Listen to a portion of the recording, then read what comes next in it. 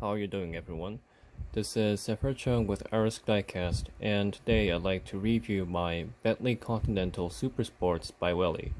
This is actually quite an old model. Welly has been making this car for quite a while now, and it's probably one of the most popular 118 Welly model cars ever made, along with the Miura, because the quality on this car is just absolutely insane for the price.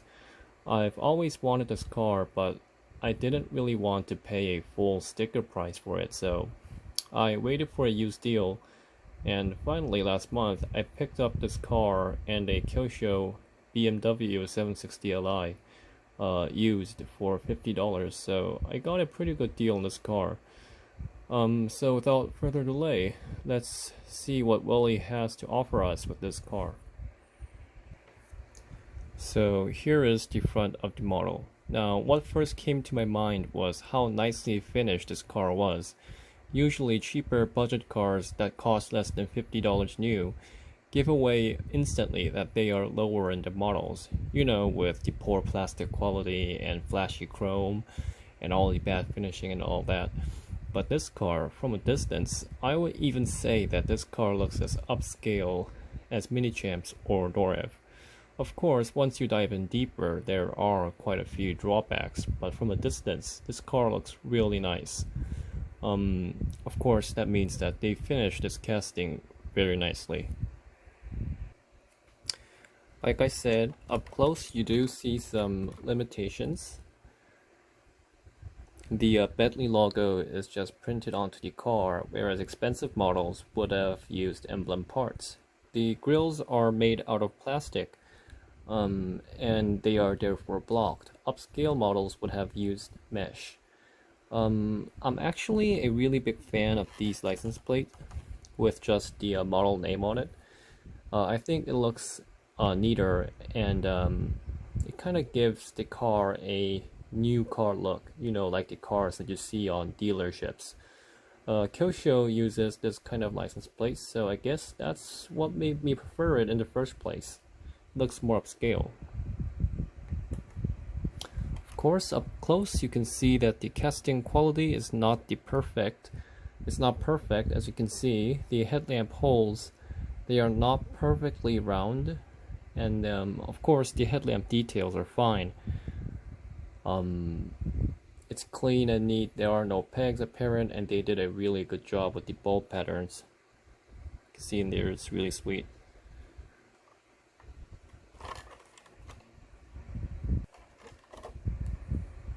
They painted the air intakes up here, and up close it's kind of blurred, especially on the edges, but it's okay, I guess. And one thing I really approved of this car was how small the opening parts gap are. I mean, look how small the gaps are between the hood, and as you can see further on in the video, the gap between the opening parts and the body is really small, which was quite unexpected. Usually cheaper cars have huge gaps that make you reluctant to buy light colors like white, but that's not a problem with this car. So here is the engine bay. The Continental Supersports has a pretty fun engine. It runs on a 6.0 W12 engine that produces 621 horsepower. That's a lot of power for a luxury coupe. But what's even more interesting is the fuel. This car runs on both gasoline and biofuel, in particular 85% ethanol, so that's pretty fun. It even performs really well for such a heavy car too. It's a decade old, and it does 0 to 100 in just 3.7 seconds in a top speed of nearly 330 kilometers per hour. Now that's pretty fast. As for the model, the engine is in a single piece of plastic. This whole engine block is a single layer of plastic. And yes, that's the cheapest form of engine in the model car world. However, they did carve it out a little to give it a little bit of depth. And the level of detail on it totally makes up for the fact that it's in a single piece. I mean, just look at it. The paintwork here, it's done cleanly, And the little lines and textures on the parts here, they are really clear and explicit. It's not like detailed Maisto engines. I mean, they are detailed, but you know, they kind of look toyish with those little chrome parts and faded lines. It's kind of blurred on Maisto cars, but it's really clear and explicit. The little lines here, it's really nice. It's a really nice engine room, and I would say it's as good as some of the more expensive mid-level brands. It's really impressive. Off to the side, Welly did a really great job with the casting. It captures the elegant and grand look of the car. It's a huge coupe, but its sleek design makes it feel smaller. One thing I really liked about this car was the paintwork. So Maisto cars have a thick paint job which covers up the body lines, but look how well the body lines are expressed on this car. Even the faint ones, you know, the lines grow fainter as they grow here and here. Even the faint lines, they are done really well. And I'm starting to think that this is what ultimately made this casting feel so good. The little black strip here is just painted on. It has a Continental logo down there. There you go. And here are the rims.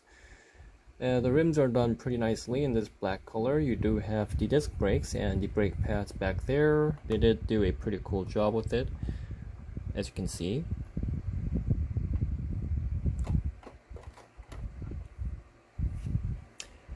This car has windows, which is pretty unusual for a budget car. It helps keep out the dust. Again, you can see some limitations. Like the hole on the door handle here, it's kind of rough. It's not very clean. The doors open inward, and by that I mean the hinges aren't exposed explicitly. It has a moderate door angle. It helps get a good look in there. The interior is finished in black with white accents. I think it's a pretty cool combo, and of course they spared no effort in the door panel. It has the same white accents and the quilted diamond quilted trim. Now what I'm about to say may upset some people, but I'm just gonna say it. The detail on the interior is just as good as an average Autoart. I mean, just look at the dash and the steering wheel. The attention to detail is amazing, not to mention how clean everything is. It's a really upscale interior. The center console, the center panel doesn't also disappoint. It's finished as nicely and neatly as a 118 car can be. I especially like the air vents. The air vents and the gauge clusters on the driver's side, because of how metallic the edges look. I think that's what really caught my eye. You know, just having a really sharp and neat edge really helps the interior details. The seats are pretty nice too. They are a little bit thin, but there's no blurs on the white accents or the diamond quilting. It's pretty neat. And the plastic quality is also pretty nice too. It doesn't look too cheap. I mean, wow, I was really surprised to find this level of interior in a car with a sticker price lower than $50. And here is the rear. Again, simple yet elegant look of the Bentley is really beautiful. I was really impressed with the rear lamp details. I mean, it is detailed very nicely, no pegs, and above all, it's really well attached to the body. So Maisto cars have weird looking lamps. They look like they don't fit or something, but this one's really sweet. Of course, casting limitations again. With round parts, you can see a fade line over here, Honestly, I don't know why these form, but they do seem to be on the cheaper cars, and not the newer ones.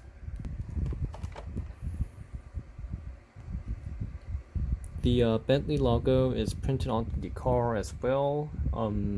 They've got the heated windows up here, and they also have pretty neat reverse lamps. They even don't have pegs there, and it's really well attached to the body. The exhausts are beautiful. They are closed, blocked. They are blocked, but they have chrome edges instead of just making the whole thing entirely in chrome like my stock cars.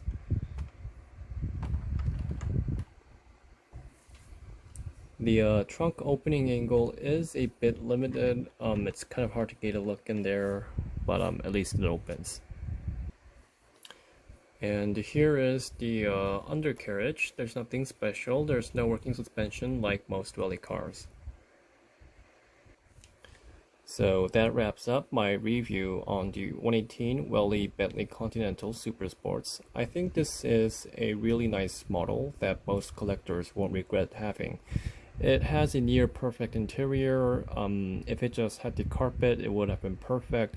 It has excellent precise proportions and detailed engine room.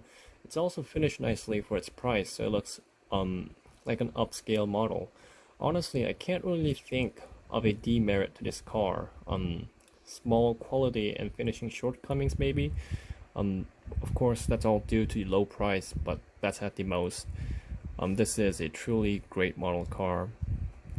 So anyways, I hope you guys enjoyed the video. If you did, please consider clicking like and subscribing to the channel, and I'll see you guys soon in a future video. Thank you.